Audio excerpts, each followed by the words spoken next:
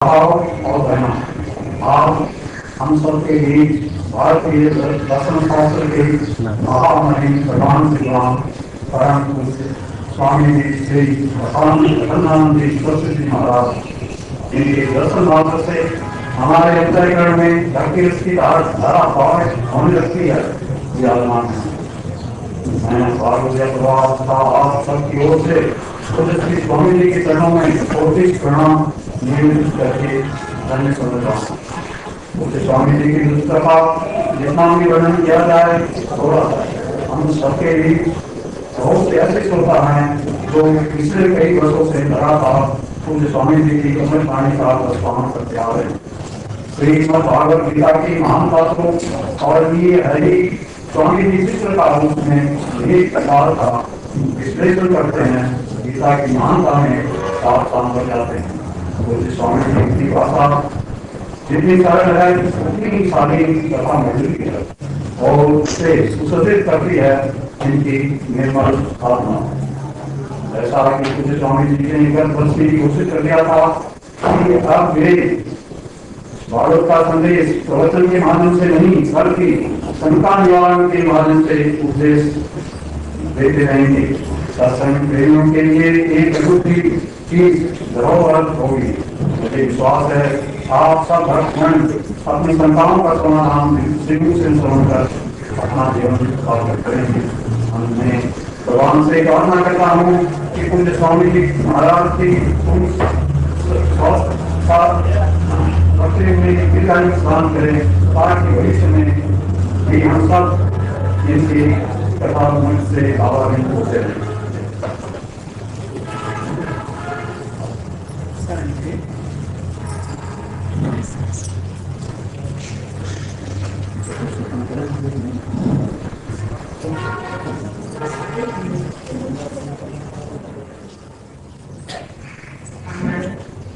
गुरुदेव के चरणों में भी कोटि कोटि प्रणाम। आज यहाँ मात्र एक दिन के लिए एक घंटे के लिए महाराज के पधारे हैं। हमारे श्री मक्खनलाल जी का इतना प्रेम है बस उसकी अभिव्यक्ति इसी में हो जाती है। एक दिन ही खाली था और मक्खनलाल जी आए महाराज श्री से प्रार्थना की और हमें बड़ा आनंद आता है क्योंकि जब इस जगह जाते हैं उस परिवार को मिलना जुलना होता है तब महाराज श्री के अनुकंपा से हमारा संबंध और भी दर्द होता है और उससे बड़ा आनंद की है। वर्ष महाराज जी के प्रवचन जो वास्तव इसी जगह हुए थे उसकी तो सुंदर पुस्तक राग से प्रकाशित हो चुकी है। इसके लिए हम श्री मक्खनलाल जी भाटोलिया और उनके परिवार को संस्था की ओर से हमारा बहुत बहुत आभार व्यक्त करते हैं। महाराज श्री चरणों में विश्वम दर्पण दृश्यमान तुल्यं निरान्तर्गतम् पश्यन्नात्मनि मायया बहिर्योधभूत यथा यः साक्षात् कुरुते प्रबोधसमये स्वात्मानं तस्मै श्रीगुरुमूर्तये नमः। श्री दक्षिणामूर्तये अतसी कुसुमोपमेयकान्त यमुनाकूलकदम्बमूलवर्ती नवगोपवधूविलासशाली वनमाली वितनोतु मङ्गलं नः।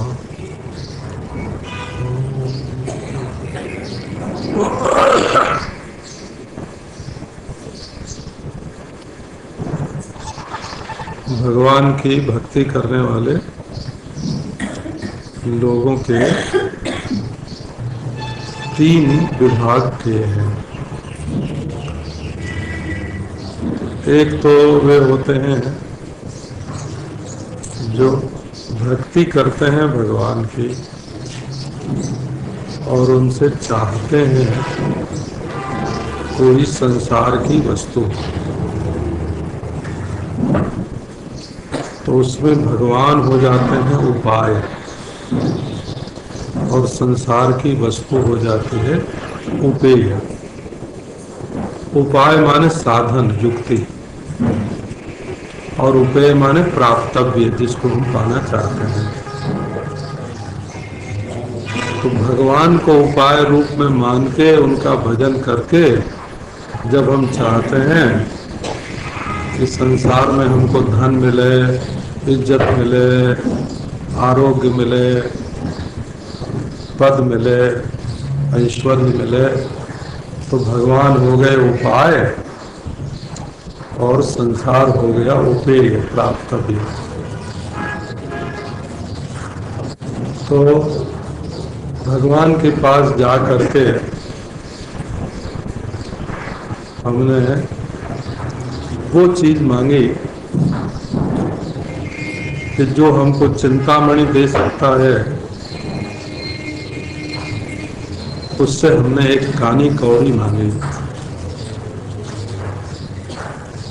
दूसरी तरह के भक्त होते हैं, वे अपने बल से भरोसे से भजन तो करते हैं। तो हम 3.5 करोड़ नाम का जप करेंगे तो उसके बदले में हमको भगवान मिल जाएंगे। माने उन्होंने भगवान की एक कीमत बना दी और वो कीमत हम चुकावेंगे और उस कीमत पर हमको भगवान मिलेंगे।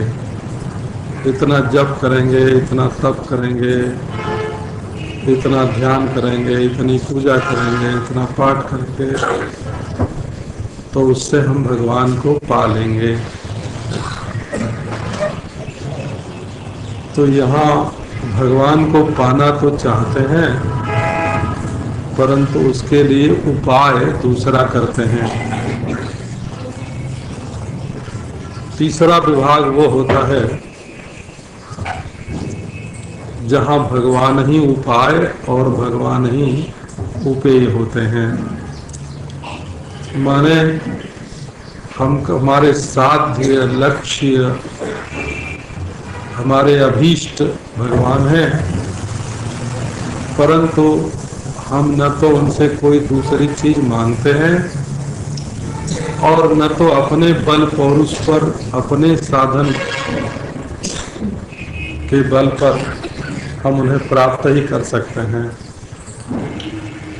तब हम उनकी शरण में हो जाते हैं कि हे प्रभु, हमारे पास जप नहीं है, तप नहीं है, कोई साधना नहीं है, एकाग्रता नहीं है, प्रेम नहीं है,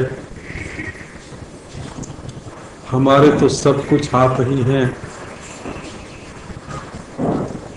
मैं सर्वथा निर्बल हूँ, आप स्वयं कृपा करके हमको उठा लीजिए, हमको मिल जाइए। तो भगवान ही उपाय माने साधन और उपेय माने साध्य, ये दोनों जहाँ भगवान हो जाते हैं वहाँ शरणागति हो जाती है। तदेकोपायतायाम च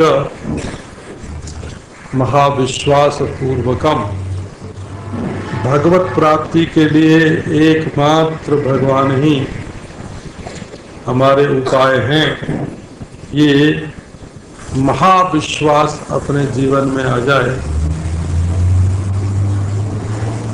तो इसको कहते हैं ये भगवान की शरणागति हो गई। भगवान पर इतना विश्वास साधारण व्यक्ति के हृदय में नहीं हो सकता। हारे को हरिनाम।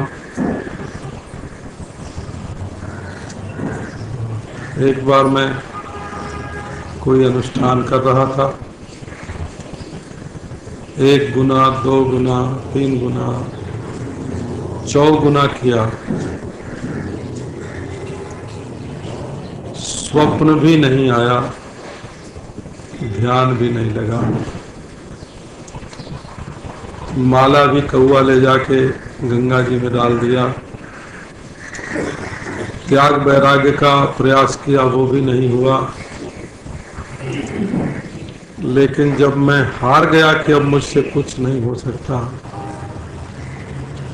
तो हमारे मैं के मिटते, जहां हमारे मैं का लोप हुआ, वहां भगवान की शक्ति का प्रकाश हो गया। तो आप ये जो मैं का बल है, इस पर ध्यान दीजिए। ये भगवान की शक्ति के प्रकाश में बाधक है। इसलिए भगवान के प्रति महाविश्वास यही उपाय और उपेय दोनों के रूप में भगवान की प्राप्ति का उपाय कहा जा सकता है। यद्यपि उपाय शब्द का संस्कृत में अर्थ होता है कि पहले तो स्वीकार किया जाए और पीछे छोड़ दिया जाए। जैसे नाव नदी से पार जाने का उपाय है, पर नदी से पार जाने के बाद उसको छोड़ दिया जाता है। उपादायापि देहेयाः उपायास्ते प्रकीर्तिता महावैयाकरण भर्तृहरि, जो महाभाष्य के दार्शनिक व्याख्याता हैं, वे कहते हैं कि जिसको पहले स्वीकार किया जाए और फल की प्राप्ति होने पर छोड़ दिया जाए, उसको उपाय कहते हैं। परंतु ये भगवान की जो शरणागति है, ये उपाय नहीं है, ये तो फल ही है। भगवान की शरण में होना ये उपाय नहीं है, साधन नहीं है, ये तो साक्षात फल है। और उसके बाद भगवान आवे कि नहीं आवे, मिले कि नहीं मिले, दर्शन दे कि नहीं दे, इसकी भी परवाह नहीं रहती है। इसका नाम महाविश्वास होता है। ज्यों ही रखियत हो, त्यों ही रहियत हो। हे हरि, श्री हितरिवंशी महाराज बोलते हैं, ज्यों ही रखियत हो, त्यों ही रहियत हो। हे हरि, बेचे तो बिक जाऊं। हे प्रभु तू जीवे, मैं मर जाऊं। इस प्रकार भक्त लोग बोलते हैं। और इसी को तदेको पायता यांचा, केवल भगवान की कृपा से ही भगवान की प्राप्ति हमको होगी, ये विश्वास हो जाना चाहिए। ओ शांति।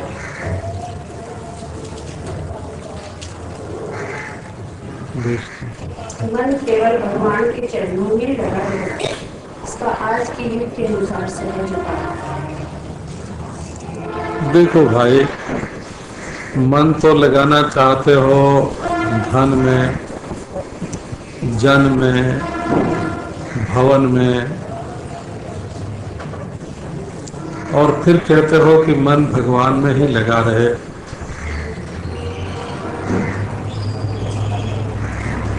मान लो भगवान में मन लग जाए और धन जन भवन सब छूट जाए, तो क्या उसके लिए अपने मन में तैयारी है? नहीं है उसके लिए तत्परता। तत्पर होना, तैयार होना, तत्पर होना, तात्पर्य कितनी तैयारी है अपने मन में, ये सोचो। फिर निरंतर मन लगा रहे, जरा ये भी ध्यान देने का है।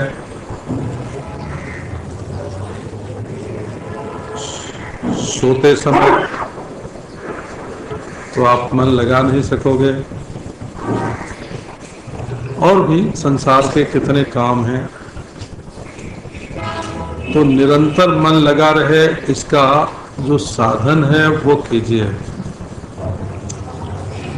आप 1 सप्ताह तक केवल 1 मिनट भगवान में मन लगाने का नियम ले लीजिए। 1 मिनट तक हम भगवान के सिवाय दूसरी कोई बात नहीं सोचेंगे। हम सभाओं में देखते हैं, जब वक्ता बोलता है कि 2 मिनट के लिए आप लोग मौन हो जाइए, तो चौथाई मिनट भी नहीं बोल पीता है और फिर लोग बोलना शुरू कर देते हैं। तो आप 1 मिनट का नियम लीजिए कि हम 1 मिनट भगवान के सिवाय दूसरी वस्तु का चिंतन नहीं करेंगे। 1 दिन, 2 दिन, 3 दिन, 7 दिन, 1 मिनट चलने दीजिए। दूसरे सप्ताह में 2 मिनट कर लीजिए, तीसरे सप्ताह में 3 मिनट, चौथे सप्ताह में 4 मिनट। उसके बाद 4 सप्ताह तक और 4 ही मिनट रखिए, माने 8 सप्ताह तक आप 4 मिनट का अभ्यास कीजिए। उसके बाद फिर 1-1 मिनट करके 4 मिनट 1 महीने में बढ़ाइए, और फिर 1 मिनट, फिर 1 महीना बिल्कुल उतना ही रहने दीजिए। आप देखेंगे कि 12 महीने में आपका 24 मिनट का ध्यान हो जाएगा, मन लग जाएगा। और आप पहले दिन बैठेंगे और सोचेंगे कि घंटे भर हमारा मन लगे, तो आप बैठे रहिए, वो बात दूसरी है। मन आपका लगा रहेगा घंटे भर कहीं, वो तो पुत्र में भी नहीं लगेगा, मित्र में भी नहीं लगेगा, धन में भी नहीं लगेगा। मन का स्वभाव ही है यहाँ से वहाँ जाना आना। इसके सिवाय एक बात और ध्यान देने की है कि आपका मन भगवान का धाम, भगवान का नाम, भगवान का रूप, भगवान की लीला, भगवान की क्रिया, उनका नृत्य, उनका संगीत, उनके आंखों का चलना, चेष्टा, उनके होठों का थिरकना, जब खुश होते हैं, मुस्कुराते हैं, तो कैसे उनके होठों पर एक नर्तन होता है आनंद का। जब वो मुस्कुराते हैं तो कैसे उनके कपोल खिल जाते हैं। इन सब बातों का स्मरण करके आपकी आंखों में आंसू आते हैं कि नहीं? आपके शरीर में रोमांच होता है कि नहीं? हृदय पिघल जाता है, द्रुत हो जाता है कि नहीं? तो यदि आपके शरीर में इन अनुभवों का जागरण होता हो तो आप निशंक होकर साकार भगवान में अपना मन लगाइए। आंसू आते हैं, रोमांच होता है, कंठ गदगद होता है, व्याकुलता आती है भगवान के लिए। ऐसे जन्म समूह सिराने प्राणनाथ रघुनाथ सो पति तज सेवत पुरुष बिराने, ऐसे जन्म समूह सिराने। तो यदि आपका हृदय द्रवित होता है, पिघलता है, तब तो आप साकार भगवान का चिंतन कीजिए, उनकी लीला का, और उनकी सेवा कीजिए, उनके पांव दबाइए, उनके बाल संवारिए, उनको कुछ खिलाइए, पंखा झलिए। अच्छा, भगवान न दिखते हो तब भी ऐसा कीजिए। ये नहीं कि जब दिखने लगेंगे तब हम ऐसा करेंगे। जैसे अभिनय करते समय लोग पूजा का अभिनय करते हैं, भगवान की आरती करते हैं, जैसे हाथ जोड़ते हैं, जैसे बात करते हैं, आप वैसे भगवान के न दिखने पर भी यहाँ भगवान हैं और हमको देख रहे हैं, ऐसा विश्वास करके आप पूजा का अभिनय प्रारंभ कर दीजिए। अभिनय करते करते ऐसा अभ्यास हो जाएगा कि वो स्वाभाविक हो जाएगा। ऐसा मधुसूदन सरस्वती जी ने भक्ति रसायन में विस्तार से वर्णन किया है कि हमारा जो हृदय है वो लाह की तरह, शीशे की तरह बहुत कठोर हो गया है। किसी वस्तु को छोड़ना नहीं चाहता है। जब पकड़ के रखना पड़ता है हाथ से किसी चीज को, तो हाथ को कठोर बनाना पड़ता है, और हृदय से जब किसी चीज को पकड़ के रखना पड़ता है तो हृदय कठोर हो जाता है।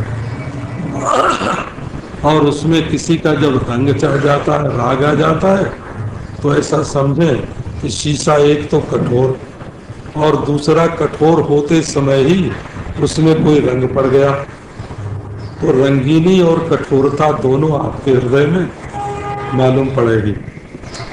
अब आप भगवान के वियोग से, विरह से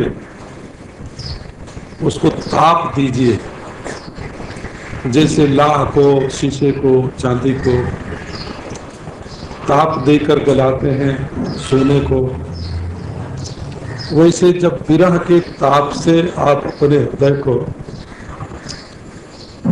द्रवित करेंगे, गलावेंगे, संस्कृत में द्रुत शब्द होता है, द्रुत, जब पिघलावेंगे उसको तो पहले तो कठोरता को छोड़ देगा, ये मेरा है, इसको मैं छोड़ के जी नहीं सकता, तो ममता और मोह की कठोरता छूट जाएगी। और जो राग की रंगीनी है, मोहब्बत है, वो जल जाएगी। जब भगवान के लिए विरहाग्नि प्रज्वलित होती है हृदय में, तो राग रंग सब जल जाते हैं और जो कठोर है वो पिघल जाता है। अब आप अपने पिघले हुए मन में, हृदय में भगवान की जो शकल डालिए, राम कृष्ण शिव विष्णु देवी गणेश साकार निराकार, उसमें जो शकल सूरत आप डाल देंगे ये भगवान है, निश्चय करके आपका मन तदाकार हो जाएगा और तदाकार रहने लगेगा। हाँ, कुछ लोग ऐसे भी होते हैं कि जो भगवान का रूप देख के, लीला देख के, गुणानुवाद सुन के, उनके स्वभाव की माधुरी का स्मरण करके भी पिघलते नहीं हैं, द्रवित नहीं होते हैं। नाक में आंसू आता है, न शरीर में रोमांच होता है, न कपकपी होती है, न कंठ में गदगद बना आता है। तो ऐसे लोग जो हैं, उनके लिए साकार की उपासना नहीं, निराकार की, और निराकार की उपासना से भी अधिक निर्गुण वस्तु का चिंतन, ज्ञान का मार्ग उनके लिए अनुकूल पड़ता है। इसलिए यदि आप स्वयं अपने मन की, चित्त की परीक्षा नहीं कर पाते और बिल्कुल अपने पास रहने वाली चीज दिखती भी नहीं है। अद्भुत है ये कि हमारी आंख की पुतली हमारी आंख में ही लगी रहती है, लेकिन कभी अपनी आंख से अपनी आंख की पुतली नहीं दिखती है। तो अपने हृदय में ही रहते हैं भगवान, दोष गुण, परंतु उनकी परीक्षा समीक्षा मनुष्य स्वयं नहीं कर पाता है।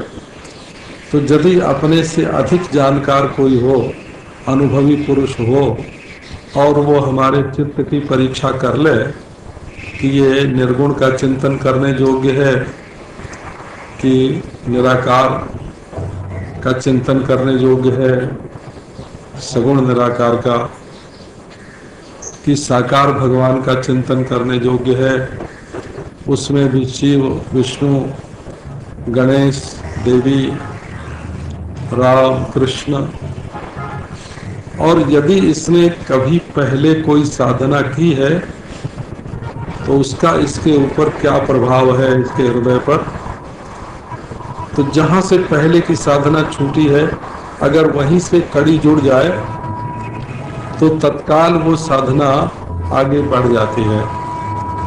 और यदि अपनी स्थिति है बहुत नीचे और साधना बहुत ऊपर की बता दी जाए, जैसा कि आजकल हमारे साधक आते हैं, कहते हैं जो सबसे श्रेष्ठ साधना हो वो हमको बताइए। अरे तुम श्रेष्ठ हो कि नहीं ये तो देखते नहीं हो, और श्रेष्ठ साधना को पकड़ना चाहते हो। तो आपकी पूरी तरह से जो जांच पड़ताल, परीक्षा, समीक्षा कर सके, उसके द्वारा बताया हुआ साधन यदि आप करेंगे तो तत्काल आपको उन्नति का अनुभव होगा। इसलिए भगवान का चिंतन निरंतर हो या भगवान में मन निरंतर लगे, इसके लिए जल्दी नहीं करनी चाहिए। शनै शनै रूपरमेर बुद्धिया धृति गृहीतया, अपने धैर्य से मन को पकड़ो। एक जगह पर उसको 1 मिनट रखो, एक रूप में 1 मिनट रखो, और धीरे धीरे उसको बढ़ाते बढ़ाते बहुत देर नहीं लगेगी। वो 1 वर्ष में ही देखेंगे कि आपकी साधना कितनी आगे बढ़ गई है। और यदि 1 वर्ष में होने वाली साधना को आप 1 दिन में ही पूरा करना चाहेंगे तो हम आपसे पूछेंगे इतनी जल्दी क्यों है आपको? क्या महाराज ध्यान करने के बाद दुकान पर जाना है। हाँ, तो वो दुकान पर जाने का जो संकल्प बना रहेगा वो आपके ध्यान को लगने नहीं देगा। इसके लिए 2 बात करनी पड़ती है। एक तो अनंत समापत्ति और प्रयत्न शैथिल्य। योग दर्शन का सूत्र ही है, प्रयत्न शैथिल्य अनंत समापत्ति व्याम। आप दूसरा काम करना है, अगर ये सोच के ध्यान करने बैठेंगे तो आपका ध्यान गहराई में कभी नहीं जाएगा। वो जो काम आपको बाद में करना है उसकी ओर उसका झुकाव बना रहेगा। और यदि आपको अपना ध्यान स्थिर करना है तो अनंत समापत्ति नाम की एक साधना होती है। वो ये है कि शेष भगवान अपने गोद में भगवान को और सिर पर धरती को लेकर बैठे हुए हैं। यदि वो हिल जाए तो भगवान की जोग निद्रा में बाधा पड़े और पृथ्वी में चाल आ जाए, धरती डावाडोल हो जाए। इसलिए कितनी सावधानी से वो बैठे रहते हैं, इसका ध्यान करके और दूसरा काम करना है इसका संकल्प छोड़ दीजिए। और कहिए कि हे प्रभु, यदि आज अभी आप अपने लोक में ले चलना चाहते हैं अपने साथ, तो मैं बिल्कुल तैयार होके आ गया हूँ। अब मुझे लौट के दुनिया में कोई काम नहीं करना है। ऐसा निश्चय करके आप बैठिए, आपका मन लग जाएगा। लेकिन जल्दी मत कीजिए, धीरे धीरे कीजिए। ये मार्ग जरा संकरा है और अनमिला साजन अनजाना मार्ग। यदि किसी के निर्देशन में आप मन लगाने का प्रयास करेंगे तो बिल्कुल ठीक ठीक लग जाना चाहिए। ओम शांति शांति शांति। जब सब कुछ भगवान की प्रेरणा से ही होता है तो फिर मनुष्य पाप पुण्य का आदि क्यों बनता है? इसमें उनकी कौन सी लीला है? नारायण नारायण। यही तो हम चाहते हैं कि ईमानदारी के साथ आप सब काम में भगवान की प्रेरणा देखिए। जब आप भगवान की प्रेरणा देखेंगे तो आप भगवान की सेवा कर रहे हैं, पाप पुण्य नहीं करेंगे। जब वही नचा रहा है और हमारी नाच को देख देख कर खुश हो रहा है तो हमारे लिए पाप और पुण्य का प्रसंग ही कहाँ से आता है? वो तो जब हम उसकी प्रेरणा नहीं देखते हैं, राम की प्रेरणा नहीं देखते हैं, काम की प्रेरणा से चलते हैं, तब हमारे लिए पाप और पुण्य आते हैं। इसलिए बात सच्ची होने पर भी क्योंकि हम भगवान से विमुख हैं और उसकी प्रेरणा की बात तो करते हैं परंतु उसकी प्रेरणा नहीं देखते हैं। आप प्रेरणा देखिए, हर काम में प्रेरणा देखिए।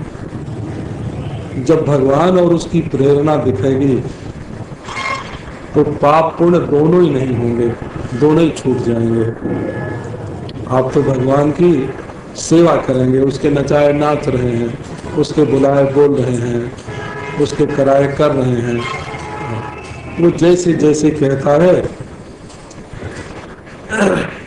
जोई जोई प्यारो करे सोई मोहि भावे, जोई मोहि भावे सोई सोई करे प्यारो। मोह को तो भावती ठौर प्यारे के नयनन में, प्यारो भयो चाहे मेरे नयनन के तारे। जोई जोई प्यारो करे सोई मोहि भावे। आप देखिए तो उस प्यारे को, बस जब उसको नहीं देखते हैं तब वासना के बस होकर के कभी पुण्य इकट्ठा करने लगते हैं अपने मैं की पूजा, और कभी पाप इकट्ठा करने लगते हैं दूसरे को तकलीफ देना। अपनी पूजा करते हैं पुण्य के द्वारा और दूसरे को दुख पहुंचाते हैं और अपने को भी अंत को दुख पहुंचाते हैं पाप के द्वारा। और ये पाप पुण्य आते इसलिए हैं कि हम या तो दूसरे को देखते हैं या तो अपने को देखते हैं, भगवान की प्रेरणा को नहीं देख पाते हैं। एक बात और है, जब हमारे मन का काम हो जाता है अनुकूल, तब तो कहते हैं कि भगवान ने बड़ी कृपा करी, बहुत बढ़िया किया। और जब हमारे मन के प्रतिकूल होता है तो कहते हैं कि आजकल भगवान भी नाराज हो गए हैं, उनकी कृपा नहीं आती है। असल में हम भगवान के मन का नहीं चाहते हैं, अपने मन का चाहते हैं। और कभी कभी तो अपने पाप का समर्थन करने के लिए, अपनी बुराई का समर्थन करने के लिए हम भगवान की प्रेरणा का नाम ले देते हैं। बाबा हम क्या करें, भगवान ने जैसा कराया वैसा किया। अपने ही बचाव के लिए, अपनी सफाई देने के लिए भगवान का नाम ले लेते हैं। नारायण, असल में जब हमारे मन का होता है तब तो ये भगवान के मन का है कि नहीं, इसमें शंका रहती है। शायद मेरे मन से ही हुआ हो, मेरी वासना से ही हुआ हो। लेकिन जब मेरे मन का नहीं होता है तो उस समय तो साफ मालूम पड़ता है कि मेरे मन से नहीं हुआ तो भगवान के मन से हुआ। और मेरे मन का होने पर हमें जितना खुश होना चाहिए उससे अधिक भगवान के मन का होने पर खुश होना चाहिए।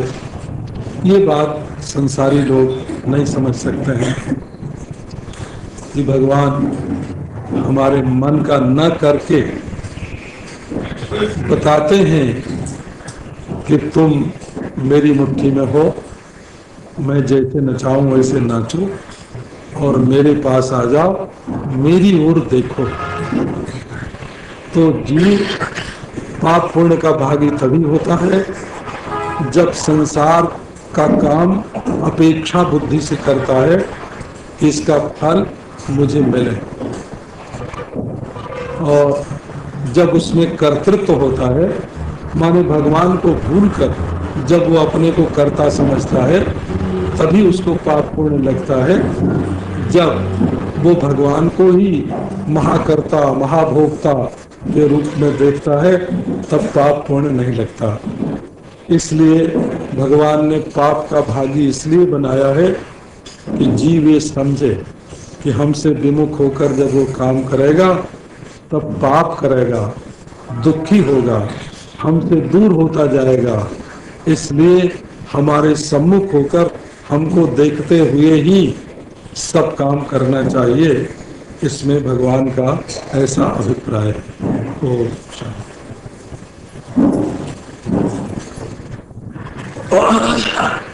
आज जो नास्तिक विचार बढ़ रहे हैं उनको रोकने पर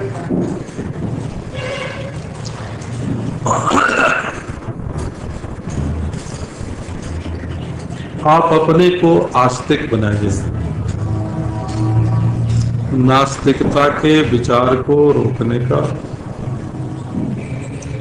यही उपाय है कि हम दूसरे को आस्तिक बनाने जाएं, इससे पहले हम स्वयं आस्तिक हो जाएं। हमारे अंदर कितनी आस्तिकता है, इसकी जांच पड़ताल करते रहना चाहिए। तो देखत अवगुण करूं, तुमको कैसे भाऊं। भगवान के सामने हम अवगुण करते हैं, बुरे काम करते हैं, भगवान को कैसे भावेंगे। मूल प्रश्न आस्तिकता नास्तिकता का नहीं है। पहले तो नास्तिक उसको कहते थे जो मरणोत्तर जीवन को स्वीकार नहीं करता था। मरने के बाद भी एक जीवन रहता है और उसमें पाप पुण्य का फल भोगना पड़ता है, नरक स्वर्ग पुनर्जन्म। तो उसको जो स्वीकार करे सो आस्तिक और न स्वीकार करे सो नास्तिक। पाणिनि ने इसी अर्थ में आस्तिक नास्तिक शब्द को निष्पन्न किया है।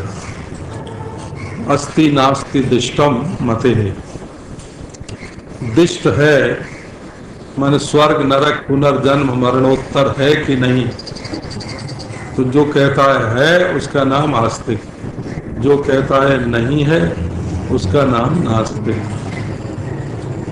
तो इसमें चार बात तो हो गया नास्तिक।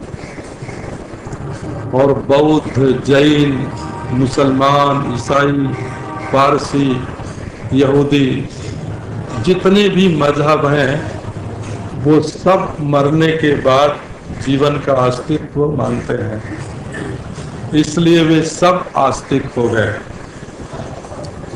इसके बाद ये हुआ कि नास्तिको वेद निंदका, जो वेद को नहीं मानता है सो नास्तिक है। तो जैन और बौद्ध ये ईश्वर को नहीं मानते हैं। जीव ही अपने साधन के, तपस्या के, त्याग के बल पर तीर्थंकर हो जाता है, और दूसरे जो मजहब हैं वो ईश्वर को मानते हैं। और जिस शास्त्र में ईश्वर का वर्णन है उसको मानने वाला आस्तिक है। एक बात यह है कि आप आस्तिक हैं, ये तो सही है और होना चाहिए। नास्तिक होने का किसी को अधिकार भी नहीं है। क्यों?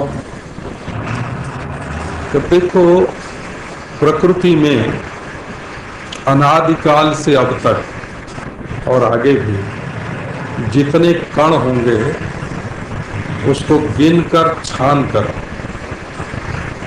उनका पोस्टमार्टम करके जो देख ले कि ईश्वर नहीं है, जो पूर्व, पश्चिम, उत्तर, दक्षिण का अंत है, उसको कोई छान कर देख ले और कहे कि ईश्वर नहीं है। और जितने क्षण अब तक हुए हैं और आगे होंगे, काल के आगे पीछे जो है उसकी भी जांच पड़ताल कोई कर ले।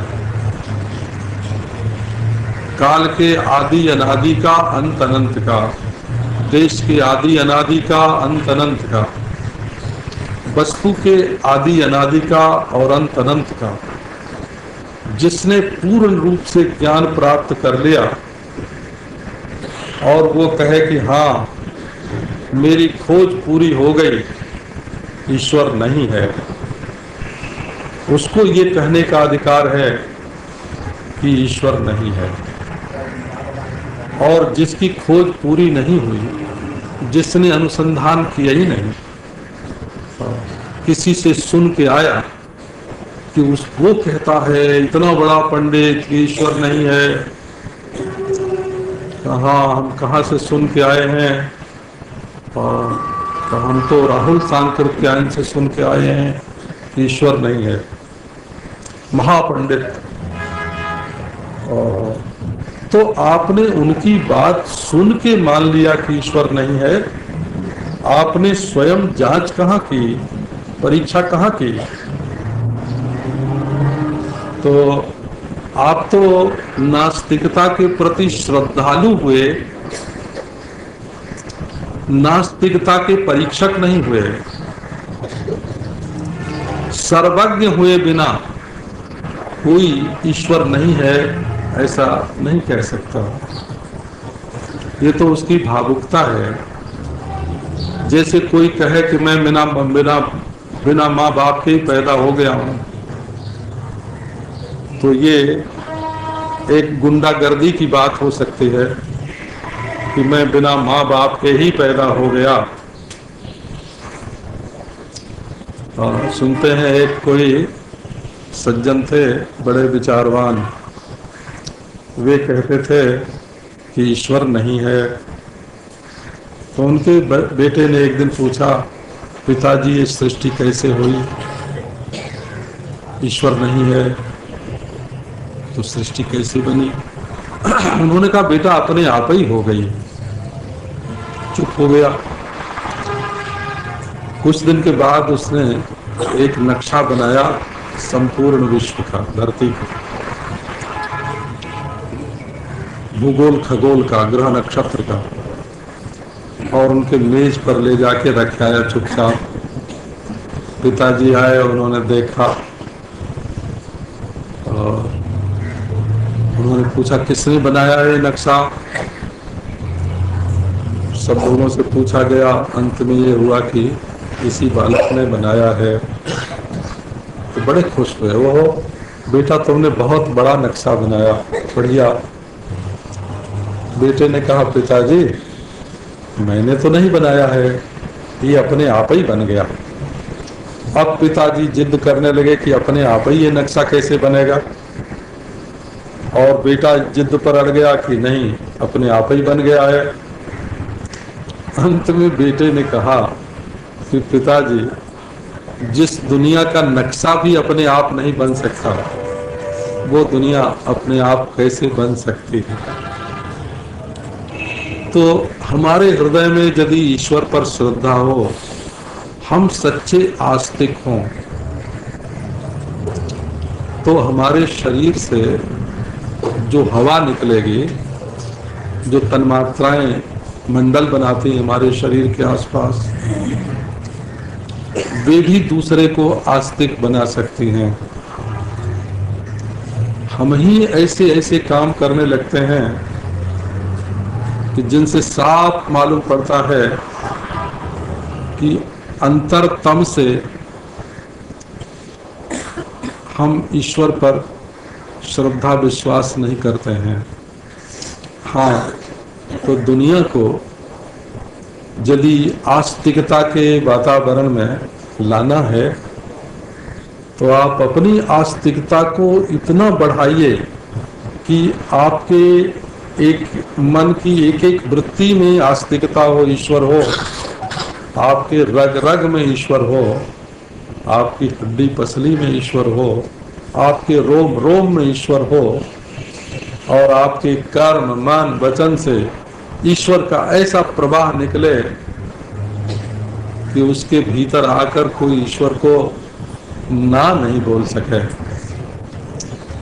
तो नारायण नास्तिकता की भी एक बात आपको सुनाता हूँ, बुरा न माने हो। हमारे गांव के पास एक बहुत पढ़े लिखे क्षत्रिय थे। ये टी.एन. सिंह थे, अपने मंत्री, मुख्यमंत्री त्रिभुवन नारायण सिंह। इनसे पहले वे यहाँ मतलब राजनीति में आने से पहले वे क्षत्रिय मित्र के संपादक थे। एक पत्र निकलता था काशी से। इनसे भी पहले एक सज्जन थे, वे उसके संपादक थे, सूबेदार सिंह उनका नाम था। वे हमारे गांव के पास थे और मैं 17-18 वर्ष का था जब से अब तक मिलते ही रहे थे। तो वो कहते थे कि पुनर्जन्म नहीं होता है, और मुझसे जब आते, जब हमारे ऊपर जोर डालते कि पुनर्जन्म नहीं होता है, और मैं कहता कि होता है। इस बात को 15-20 वर्ष तक उन्होंने कायम रखा और एक पर एक तर्क, एक पर एक युक्ति देते कि पुनर्जन्म नहीं होता है। मैं भी काटता उसको। जब मैं सन्यासी होकर गया उधर और वे आए दर्शन करने, तो मैंने उनसे पूछा कि अब भाई आप तो पुनर्जन्म को मानते नहीं हो।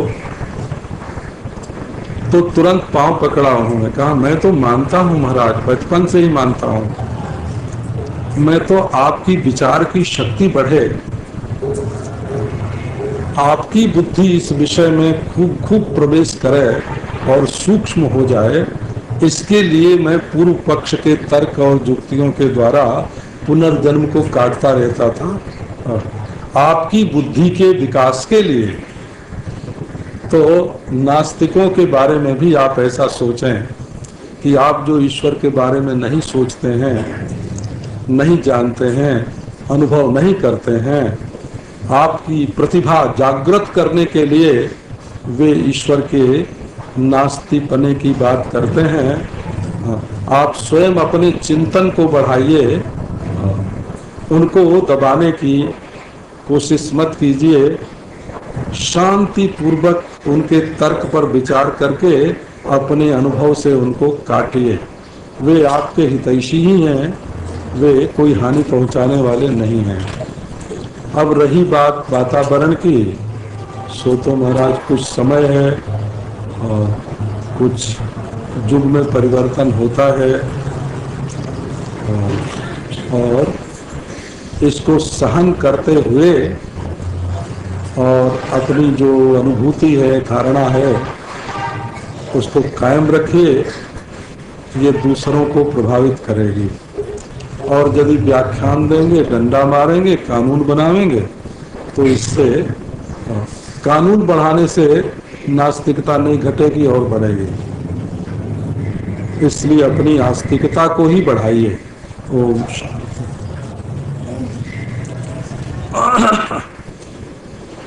भगवान को प्राप्त करने के अनेक उपाय हैं, जैसे जप, तप, साधन, योग, भक्ति आदि।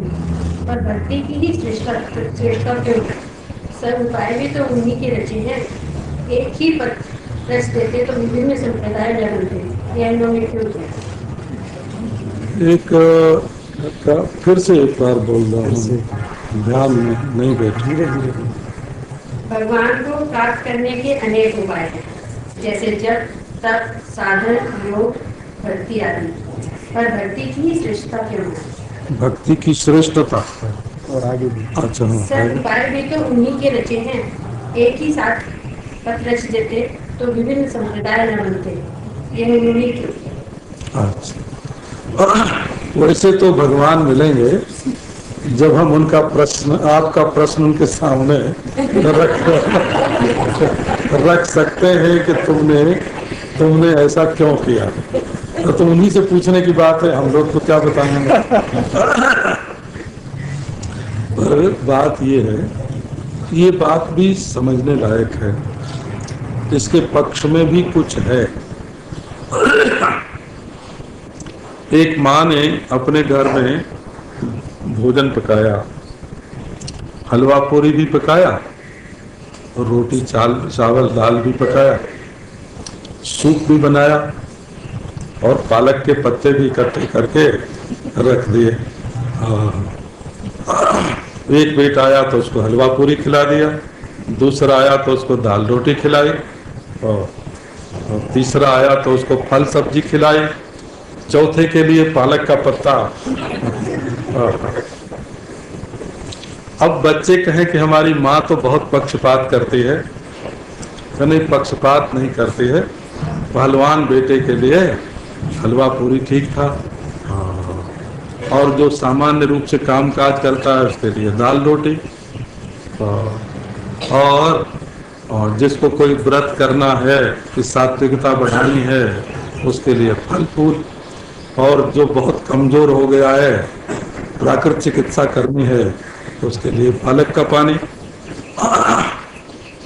तो ये जो भगवान के साधन हैं, ये भगवान के कारण अधिक नहीं होता, तरह तरह के नहीं होते। जिस साधक के लिए जो हितकारी होता है, एक साधन तो बिल्कुल जड़ता है, एक ही मंत्र सब जपें का नहीं, जिसके लिए जो मंत्र ठीक पड़ता है उसके लिए वो मंत्र है। एक ही मूर्ति का सब ध्यान करें का नहीं, जिसके लिए जो मूर्ति ठीक पड़ती है उसका वो ध्यान करें। का सब योगाभ्यास ही करें, सब ज्ञान ही करें। ये कितनी अद्भुत पद्धति है वैदिक कि जो जिसका अधिकारी हो और जिसके लिए जो साधन उपयोगी हो वही साधन करे। ये साधक की योग्यता के अनुसार साधना में भेद बनाया गया है। लड़ाई उन लोगों ने शुरू की जिन्होंने ये आग्रह किया कि एक ही साधना सब करें, ईश्वर निराकार ही है, साकार नहीं, और कुरान शरीफ को ही मानो, वेद को नहीं।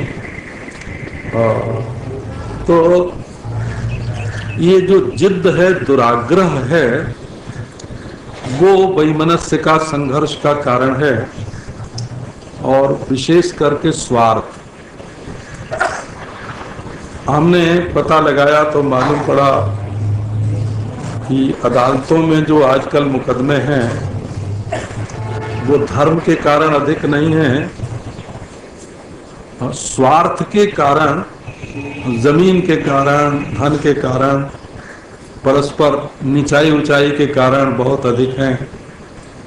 तो ये जो संप्रदाय के भेद हैं, इसमें एक तो परंपरा का भेद कारण होता है, आदिवासियों की परंपरा कुछ है, हरिजनों की परंपरा कुछ है, वाल्मीकियों की परंपरा कुछ और है। वाल्मीकि अलग हैं और हरिजन अलग हैं, उनकी अपनी अपनी परंपराएं हैं।